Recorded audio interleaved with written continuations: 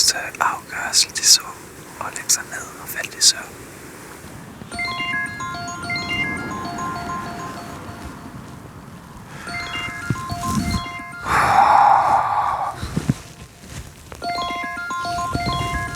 Ej, jeg led den her nu.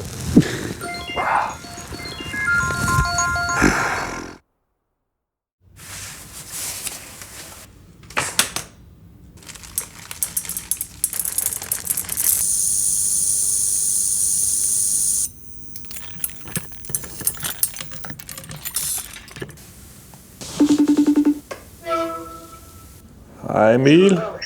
Hey. Emil, jeg skulle lige høre dig om en ting. Hvor længe var det, du brugte på at køre det der ultraløb i Spanien? Jeg tror, jeg kom lige ind under 72 timer. Alright. Jamen, det er fordi, jeg har en idé til en lille cykeltur fra Stockholm til Bergen, så det er sådan på tværs af Skandinavien, som er 1090-agtige kilometer. Og så er det 11.000 højdemeter. Og det er sådan en ting at gøre det sådan all-road style. Der har jeg bare en idé om, at det ville tage... Altså jeg vil gerne prøve at gøre det så hurtigt som muligt, men jeg tænker, det ville tage sådan i nærheden af 72 timer. Så ideen er lidt at gøre det sådan... Altså jeg kan ikke kunne finde andre, der har gjort det før. Så det bliver jo en form for FKT eller en OKT, Only Known Time. Men altså, det er lidt et eksperiment på en eller anden måde, så derfor så har jeg egentlig også tænkt på at få hyret Antoine med som direktør sportif, som kan give os lidt support. Fordi ifølge mine beregninger, så skal vi konsumere omkring 8 kilo carbs på turen, hvis vi ligesom skal fuele, hvad jeg kan sige, ideelt. Og derudover, så skal vi hen over Hardangervidda, hvor der er hvor vi kommer op i 1250-agtige meter over havet. Og vejret, altså det er Norge, så vejret kan være sådan, altså det kan være 3 grader og slud. Så ideen er lidt at lave, det bliver lidt ligesom Tour de France, bare lidt anderledes, med Antoine i en Skoda efter os, og give os lidt support. Det tror jeg måske vi får brug for. Yes.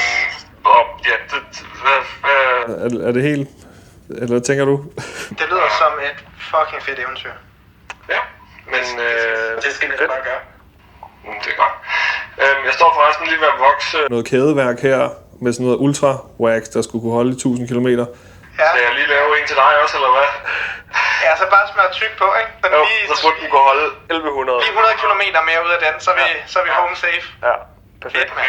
Det er fandme en aftale. Det vil jeg glæde mig til, Emil. Vi snakkes, ikke?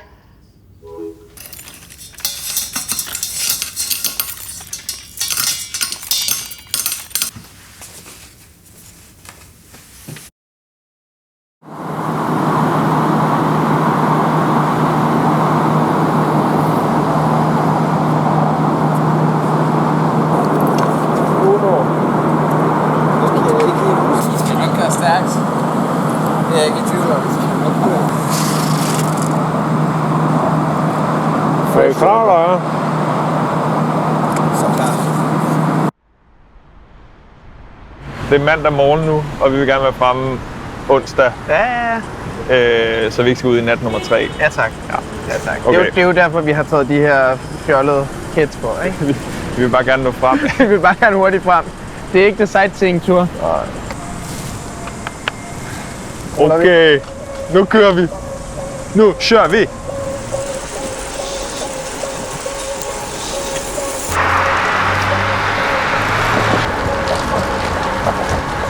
Wow!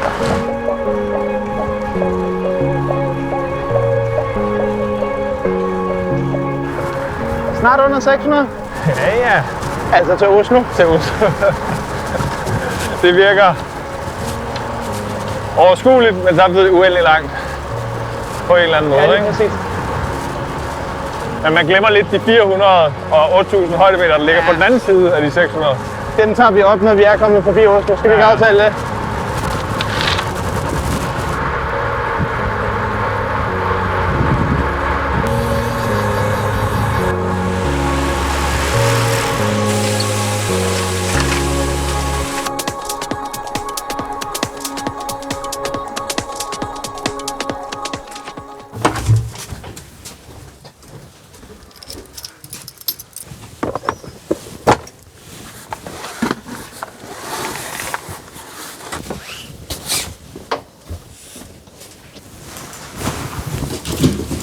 og jeg synes bare ikke, man kan ikke andet end at bare blive inspireret af at kigge på et kort. Så det er sådan, jeg har altid synes yderpunkter var interessante. Og så tror jeg bare, at jeg kiggede på et kort, og så var jeg sådan, Stockholm, stort set yderpunktet af Sverige, sådan østligste punkt. Og Bergen er næsten noget af det vestligste, du kommer i Norge. Og så kigger man jo, og så er der jo bare en linje, altså imellem de to, hvor man tænker sådan, det er da interessant. Men også bare sådan en nysgerrighed i at se sådan, at man, okay, vi starter her ved Stockholm, der er sådan rimelig fladt og nok bare noget skov. Og så jo længere man kommer over mod Bergen, og når man ligesom kommer forbi Oslo, så kommer man jo ind i bjergene, og sådan, hvad gemmer der sig? Hvad er det for nogle eventyr, hvad er det for nogle situationer, hvad er det for... Altså, det er jo en lang ubekendt hele linjen imellem i et eller andet omfang. Og det er jo også bare sådan eventyret i det.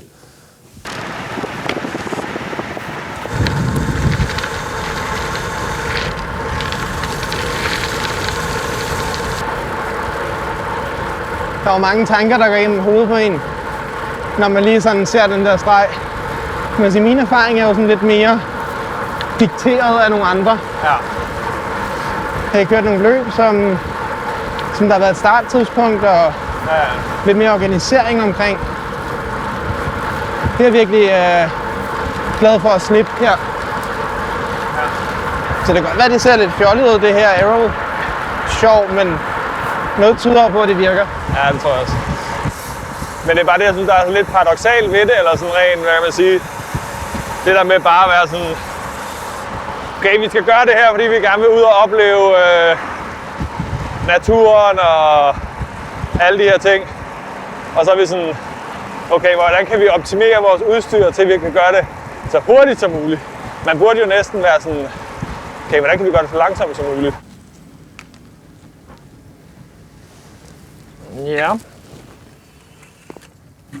Jeg tror ikke, det der er den bedste vej, men prøv at se.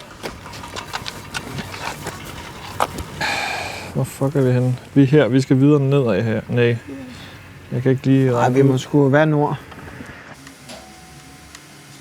Se, Gustav. Ej, hvad kommer du med der? Jeg har lige lidt tu med til os. Sådan. Så der kommer fart på, når vi skal til Sverige? Ja, og videre til Norge, ikke? Starter lige i Sverige. Vi starter. Første del, Sutter, som jeg tænker er godt valg, som er sådan lidt all-round. De var brede. 35 mm, GB5000 all season, tubeless, ikke? Fedt. Vi skal også køre lidt grus. Skinsuit. Fejl i tekstilform. Og så lidt, smør godt, kører godt, low friction, ceramic speed, oversized pulley. Og så der står the all new BB Alpha lifetime warranty. Så vi kan køre indtil vi dør med den her. Det kunne jo godt være, når vi er relevant. Det kunne godt være.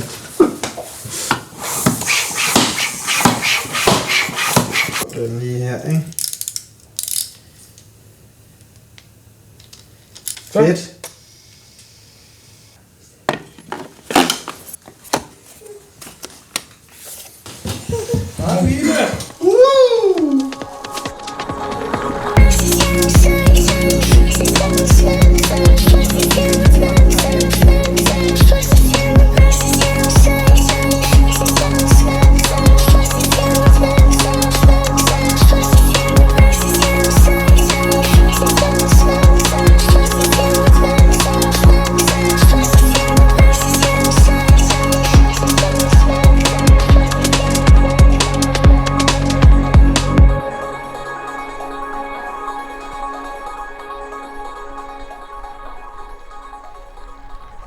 Skal vi lige forbi den derovre? Ja.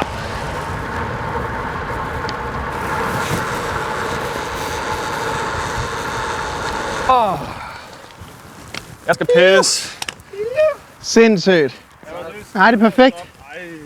Så er der Happy Happy Meals. Lidt så vi snakker om det der med sådan, at vi gør det så hurtigt som muligt, eller sådan, vi gør det her, fordi vi godt kan lide det. Men vi har også gjort alt, hvad vi kan, for at det er overstået så hurtigt som muligt. Og så har jeg faktisk tænkt lidt på en ting på den her tur, som jeg synes kunne være sådan lidt et benspænd for os, for ligesom os at nyde det. Så ligesom at vi skulle et par gange i løbet af turen ligesom sætte os og ligesom tage omgivelserne ind rundt om os. Ja. Fordi vi jo bare brager igennem. Altså nu har vi kørt, det sidste har vi kørt, jeg har lyst til at sige små 40 i snit nærmest, ikke? Det tror jeg også, vi har de sidste 2 timer. Hvor det sådan, altså du tager det jo ind, men du tager det ikke rigtigt ind. Nej. Så ligesom have nogle nedslagspunkter, hvor vi sådan, okay, nu stopper vi. Ja, det lyder godt. Og så sidder vi bare lige og kigger på træerne, kigger på solen, mærker jorden. Det er sådan appreciation pause. Det gør vi bare. Det føles lidt mærkeligt, lidt mere som om, at jeg sætter mere pris på dig, Emil.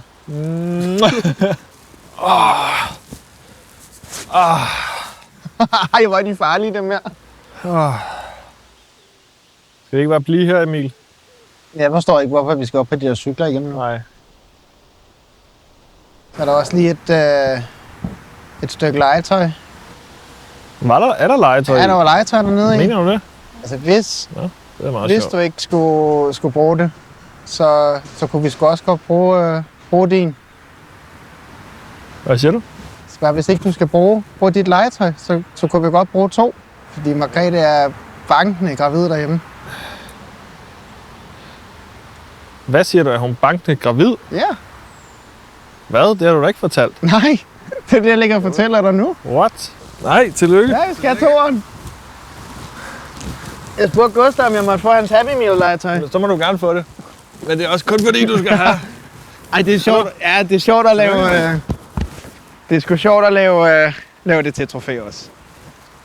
Det er også sjovt. En lille fod. Det kan vi se. Det kan også være, at vi får et Happy Meal mere. Så kan det være, at vi der både er til trofæ og præcis. til 2 børn. Ja. Nå.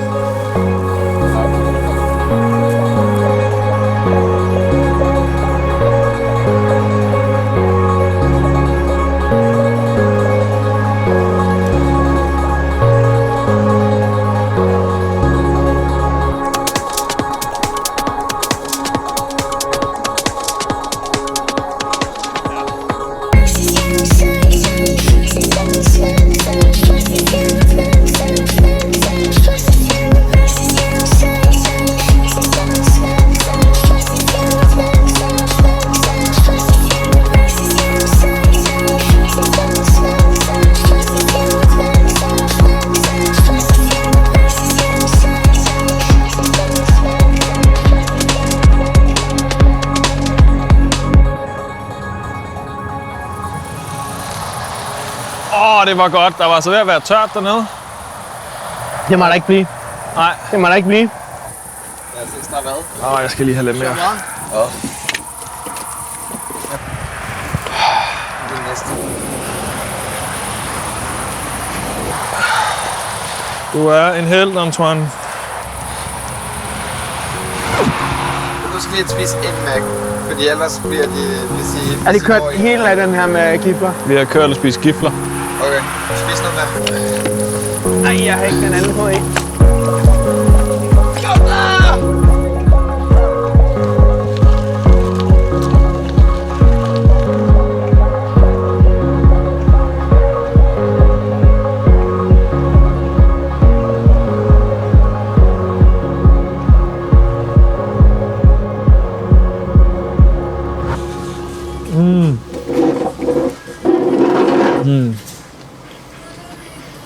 Altså det kunne være en fucking McDonald's-reklame. Jeg ved ikke, hvor mange burger de vil sælge på det der. Mange. Jeg er egentlig overrasket over, at vi ikke har nået længere på en dag. Når det føles sådan så effektivt. Ja. Jeg tror det eneste, jeg tænker over, det er sådan meget tid, vi bruger på at stå stille. Men det er også en afvejning. Okay, vi bliver også nødt til at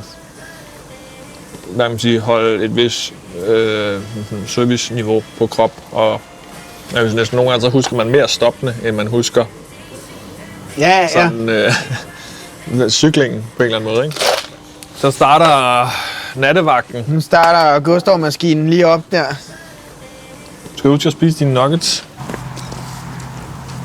Vi kører på kl. 2, ikke? Og så ser vi lige, hvad status er. Jo. Og om vi er helt most oven i hovederne, eller om vi tænker, at vi var lige på en time mere, eller om vi vil køre det for evigt. Ja. Jeg tror ikke, vi kan. Og så ind og få et lur på et eller andet tidspunkt, sandsynligvis. Præcis.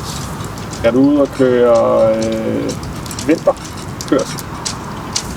Vi Det er vel cirka 16, september måned. cirka 16 grader lige nu, eller sådan noget. Ja, det er vinter for mig. Det er vinter for lige. Ja. Nej, det er 18 grader. Ja, der er klar vinter. Helt klar vinter. Lad os komme ud i vinteren. Altså, vi nærmer os også snart 400 km nu. Ja, det gør. 381,5. Yes. Så. Jeg kan ikke lige finde ud af, hvor langt der er. Altså, vi skal igennem det der. Netop. Og der er de byer, der er, det er vildt 2 huse. Ja, okay. Men hvad er retningen på den der by der? Den kommer sådan her. Så jeg rammer den uanset. Okay. Ja. Skal vi ikke prøve det? Ja, lad os give den gas. Der er en halv time. Det er rigtig fedt ikke at skulle køre i regn om natten. Men også bare, at I ikke bliver koldt. Ja. Ah, okay. Ja, det kan jeg godt se. Men det er jo et kæmpe front, der kommer der, mand. Men hvis vi kan finde et eller andet, vi kan ligge under. Ellers så er der den der Klæsbol. Klæsbols. Der er 13 kilometer. Ja. Skal vi ikke prøve det? Ja, lad os give den gas. Der er en halv time, så kommer det. Vi forbi på... Ja, det er på ruten. Nå, vi ses. Ja. Forhåbentlig før regnen.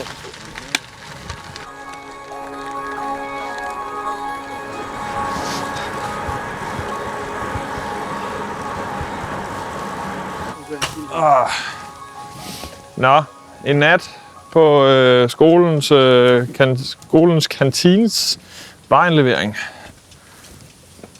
I'll take it. Ja. Må jeg skulle sige. Skal jeg lige gå op og teste? Det er helt perfekt i forhold til, hvad det var, vi ledte efter. Jeg tror lige, jeg skal lade til at dække mine øjne, men ellers er det godt nok.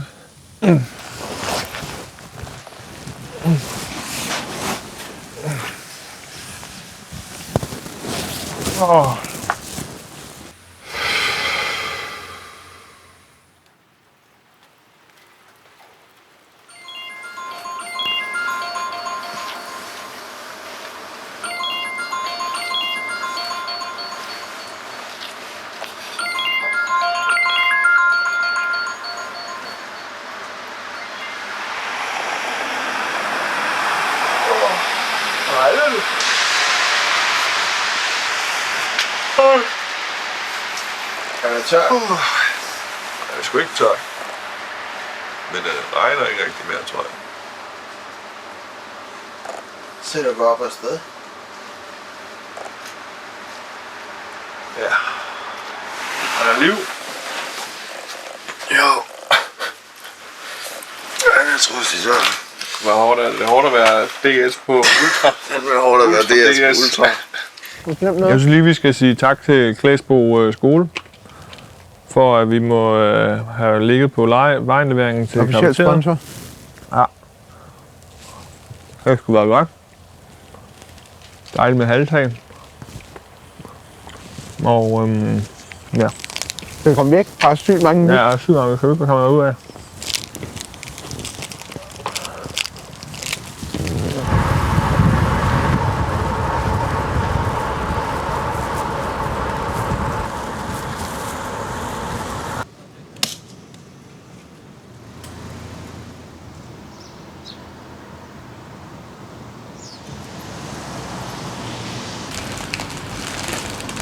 Så er der morgenmad. Nej, tak. Man begynder bare at være lidt fedt op på de her kilometer. Ja, præcis. Bare, nå, endnu en lang vej igennem en skov.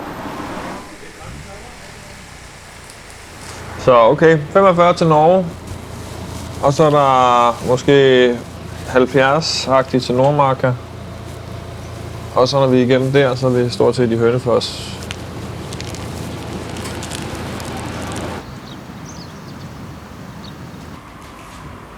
Du starter simpelthen med chancen. Jeg starter altid med ekstra chance. Gør du altid det? Så mange skrabelodder tager jeg heller ikke. Ja. Nu var det bare lige der, den var. Der mangler en til, så har vi vundet 1 million. Nej, det var 100.000. Nej. Så troede man lige. Det vil sige, det var en fuldstændig nitte, den her. Det er ikke for at komme for at spille lotto, vel? Lidt.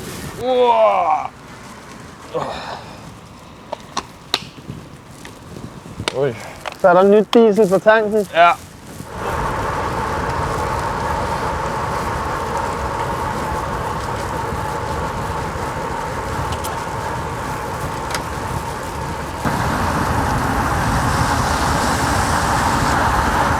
Jeg ved ikke, om vi kommer til at køre nogle flere flade kilometer nu. Det tror jeg ikke. Så vi skulle ved grænsen, mand. Græns. Hey, jeg er nøje. Nu er vejene bare fantastiske. Bare mærke den norske kvalitet.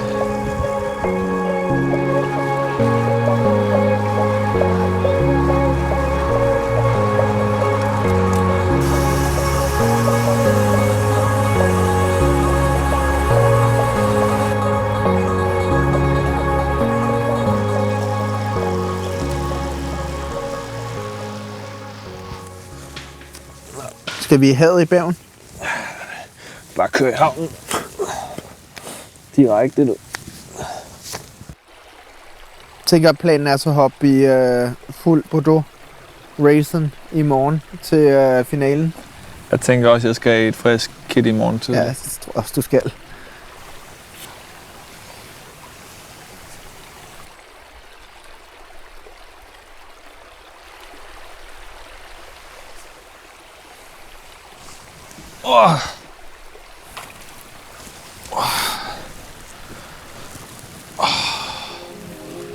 Det var sgu meget godt.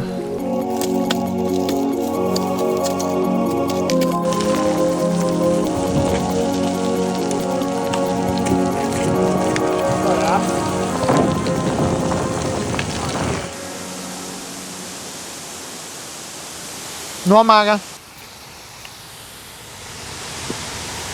Ja, det var fedt. Det var for hårdt. Tror du, det bliver sidste solnedgang? Tror du, vi er i mål i morgen i Bergen, inden solen går ned? Vi har spist pizza her på 5 minutter. Jo. Det kan være udslagsgivende.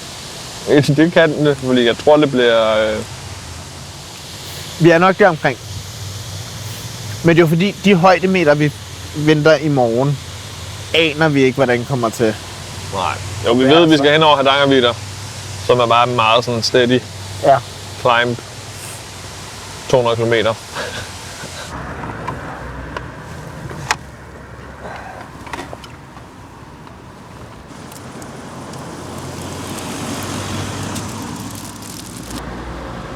Sådan der. Så. Den skal nok lige vaskes, den når du kommer hjem. Nej. Så. Perfekt. Det er godt, ja. Okay. Tusind tak for hjælpen.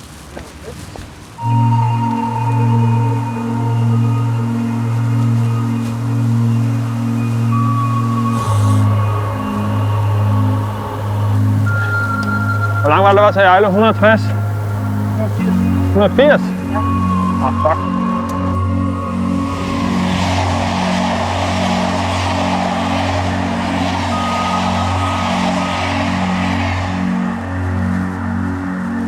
Det var Bergen-Danen. Det er toget, der kom fra Bergen. Skal på rette vej.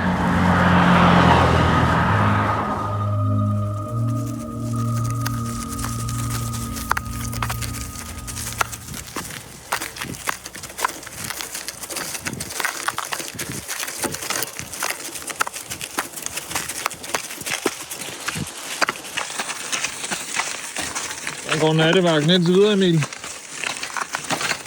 Den går rigtig godt. Den går opad. Der er en rigtig dårlig grusvej. Der er rigtig stejl. Ja, en 13% er på løse store sten. Så kan de der 35 mm stød følge med. De har gjort det pisse godt for hele turen. Jeg er spændt på, om jeg har nogle klamper tilbage, når vi kommer op. Ja. På toppen. Ja, nå, men det ser ud til... Ja, det bliver værre eller bedre. Det fortsætter i hvert fald. Ja, men 1,3 igen, altså. Det er til at have med at gøre. Ja, alting har en ende.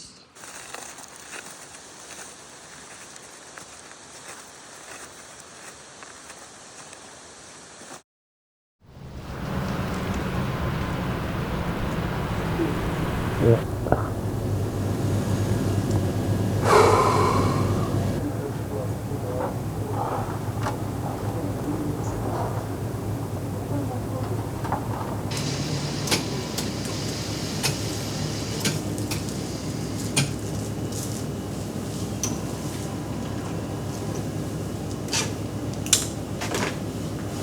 Fra nu af, og så de næste, jeg ved ikke engang, hvor langt der er til Ejlo. Eller til toppen af Hardangervidda, der er ved 50. Ja. Der går det opad. Ja. Sådan ret jævnt egentlig. Ja. Så det kommer nok til at tage nogle timer. Hvad har vi tilbage nu? 345. 45.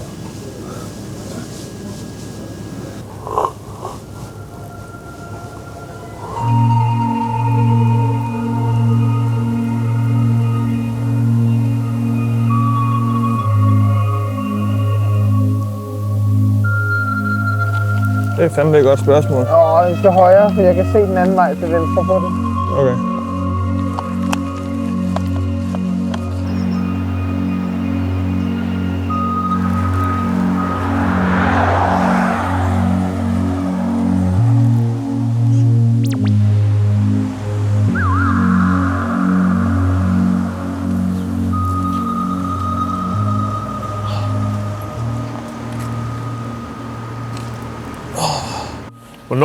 Hvornår var det, vi havde snakket om, vi ville være i Ejlo? Var det i... Det var i går aftes, tror jeg. I går aftes? Ja, det er helt sygt. Ja. Yes. Vi kører. Til toppen. Ja. Ja, Hardangervidda. Højre her, ikke? Ja. Jeg skulle det var en lang nat, vi var igennem. En lang nat. For den længste nat i mit liv. Ikke?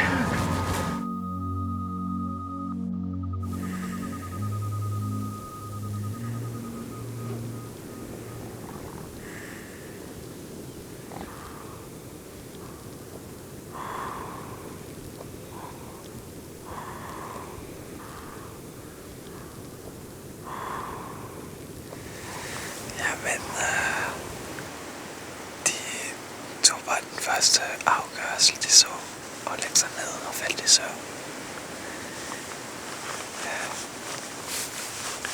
Jeg tror bare, de har måske bare sådan citron lidt for meget.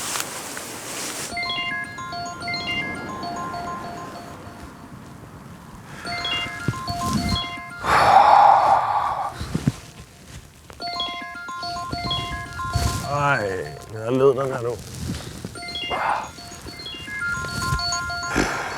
Det betyder, at vi skulle køre de sidste 5.000 højdemeter. Ja, det var ikke andet for. Ej, jeg var lige et dejligt sted der.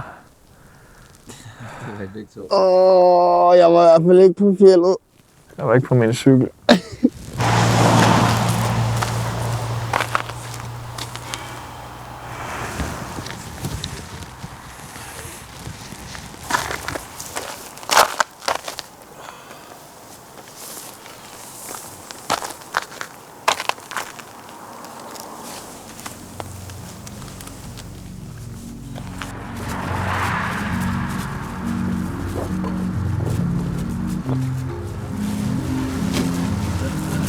Så det er jo bare sådan et uendelighedsbjerg.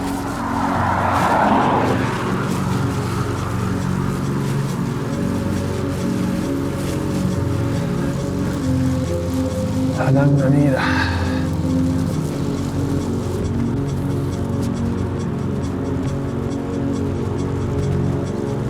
Kæft, jeg er ved at være træt af at spise.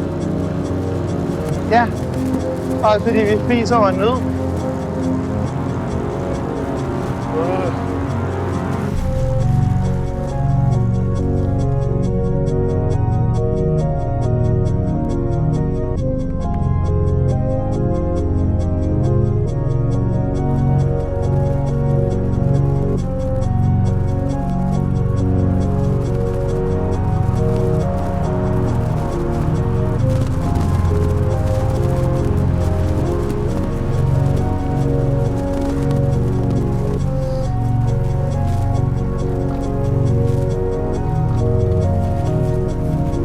Vi er 1000 meter over havets overflade nu.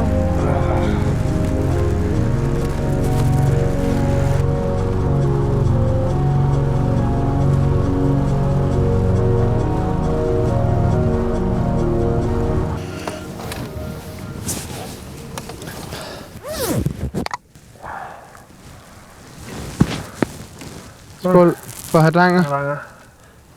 Den her under. Okay. Ja. Lad os komme ned herfra. Hardangervidda. Over and out.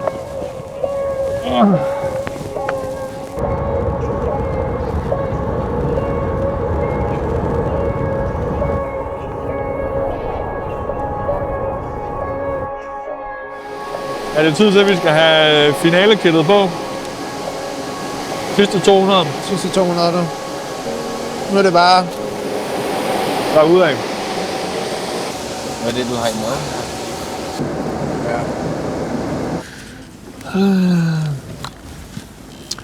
Og Emil, hvad sker der lige for, at vi ikke har haft nogen punkteringer heller?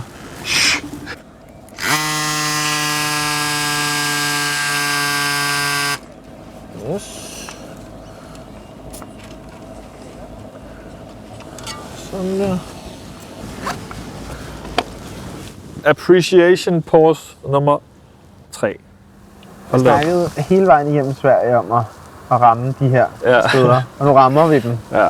Og selvom det er møghårdt at ligge og træde op af bjergene, så er det jo altså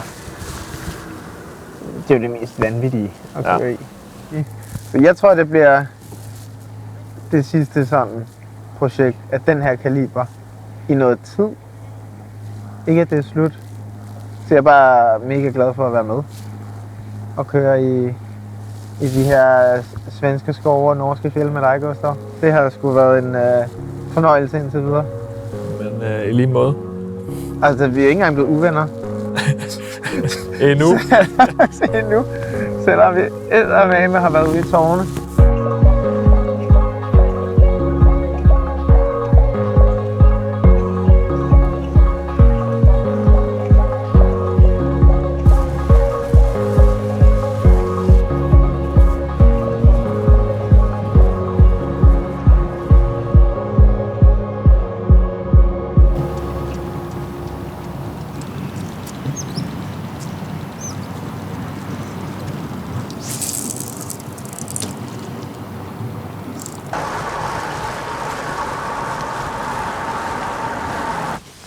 Der er aldrig nogen, der er blevet så våde.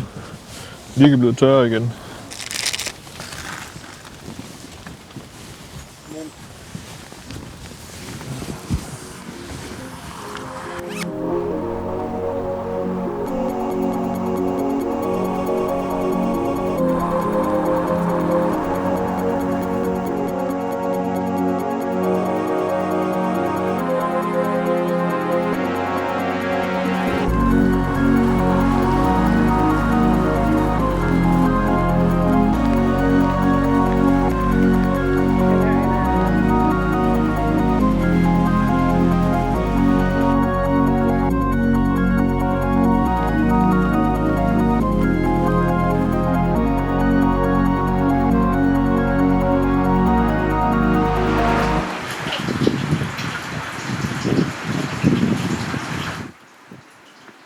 Jeg føler, at vi har været i gang med de sidste 50 km. I de sidste 10 timer. Ja. Der skulle bare den der heatpad lige direkte ind på brystet. Vi skal ikke stoppe.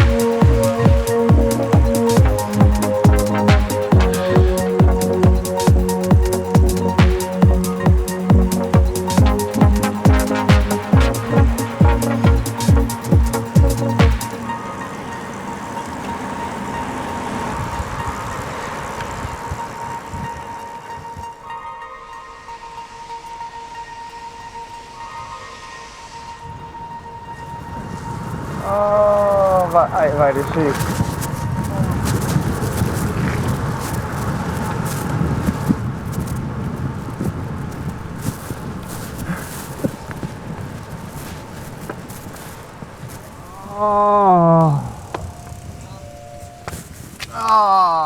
Mand. Scheisse. Tillykke.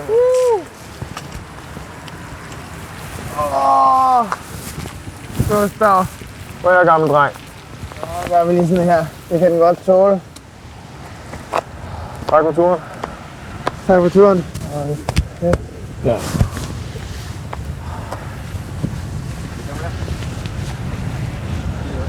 Jeg tror seriøst. Jeg havde sgu ikke klaret den uden dig og uden dig. Jeg synes, den vil jeg godt hoppe med ombord på, den der. Jeg synes at vi har været igennem mange... Jeg siger sådan, det har været et eventyr. Det har budt på lidt af hvert. Kæft, mand. Led det op til alt det, du havde drømt om? Det var værre, end hvad jeg havde drømt.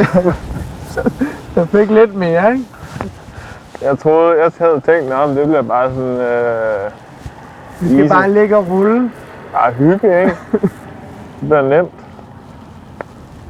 Det gjorde det så overhovedet ikke. Hvor meget har det endt med at tage? Jeg ved ikke, hvad er klokken. Klokken er 1:15. Ja. Det er ikke mig, der skal lave den. Vi kørte fra Stockholm klokken 7:15. Det er 7 timer. Vi kan trække for 72. Det er 65. Det er 65 lige. Nej, så er der noget med en halv. Den kan jeg ikke lige finde ud af, hvad den skal trækkes til eller fra. Skal vi ikke bare runde op eller noget? Vi siger cirka 65. Det er okay. Ja. Synes jeg. Ja. Eller det ved jeg ikke. Jeg er egentlig lidt ligeglad. Jeg er bare glad for, at vi gennemfører. Det var en syg tur. Jeg tror aldrig, jeg har været så glad for at være et sted, som jeg er lige nu. Hvor glad er du for, at du ikke skal op på den der cykel igen? Jeg skal lige hen til hotellet, ikke? Hvor langt væk er det? Det ved jeg ikke.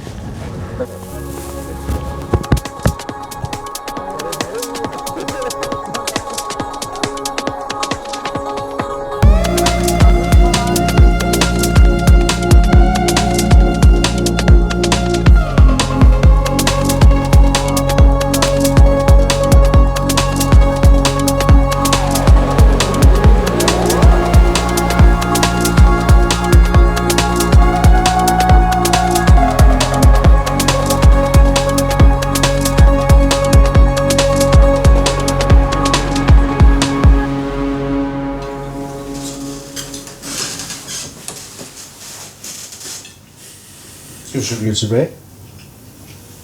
Jeg har det sådan lidt... Jeg har lyst til at sige aldrig igen. Men... Der går 14 dage, så har du glemt alt det dårlige. Aldrig siger aldrig.